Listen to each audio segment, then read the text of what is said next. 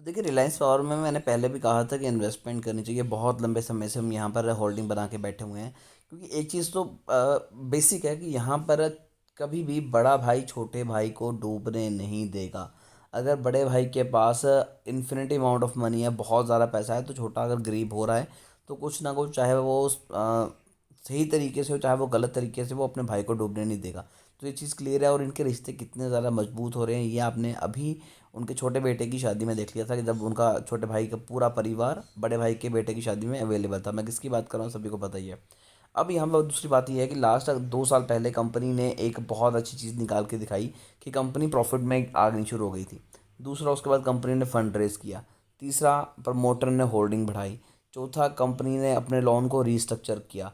और अब 2 दिन पहले कंपनी ने अपना आईसीआईसी बैंक से लोन जो था वो सारा का सारा क्लियर कर दिया। तो डेफिनेटली कंपनी को पता है कि Q4 में हम अच्छा परफॉर्म करेंगे, और हमें अगर मार्केट में टिकना है, रिटेल इन्वेस्टर को वापस से अपने कॉन्फिडेंस में लेना है, ताकि हमारी कंपनी ग्रो करे, तो उन्हें अच्छे कदम उठाने पड़ेंगे। और कहीं ना कहीं वो चीज़ें होती भी नज़र आ रही हैं। तभी आपको न्यूज़ के बाद से स्टॉक में तेज़ी दिखाई दी। पिछले 5 दिनों में 20% की तेज़ी है। पिछले 1 मंथ की बात की जाए तो 10% के नेगेटिव रिटर्न है। 6 मंथ में 25% के पॉजिटिव रिटर्न। पिछले 1 साल में 132% के रिटर्न।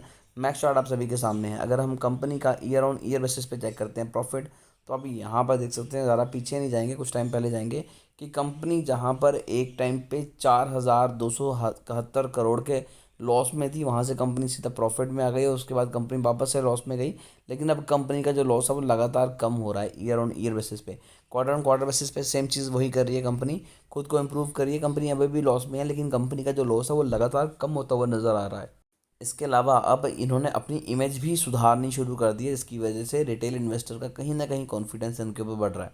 अगर मैं इन्वेस्टर्स की बात करूं तो अब यहाँ पर देख सकते हैं कि पहले 9% की होल्डिंग थी 2021 में, और वो हो गई बाद में 24%, और अभी भी तकरीबन तकरीबन 23-24% के अराउंड ही घूम रही है, ज़्यादा फर्क नहीं है। तो ये भी कहीं ना कहीं जस्टिफाई कर रहा है कि ये अब वापस से ट्रैक पे आ रहे हैं।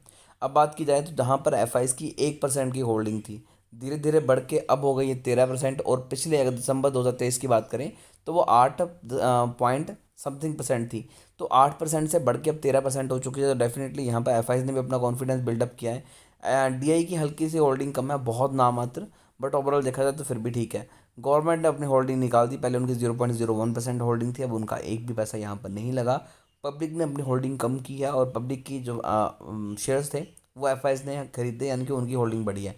तो ओवरऑल देखा जाए तो स्टॉक काफ़ी ज़्यादा अच्छा परफॉर्म कर रहा है, और आने वाले फ्यूचर में ये स्टॉक डेफिनेटली अच्छे रिटर्न निकाल के देगा। जो return on capital employed negative में था वो पॉजिटिव में आ चुका है। कंपनी धीरे धीरे खुद को इम्प्रूव भी कर रही है।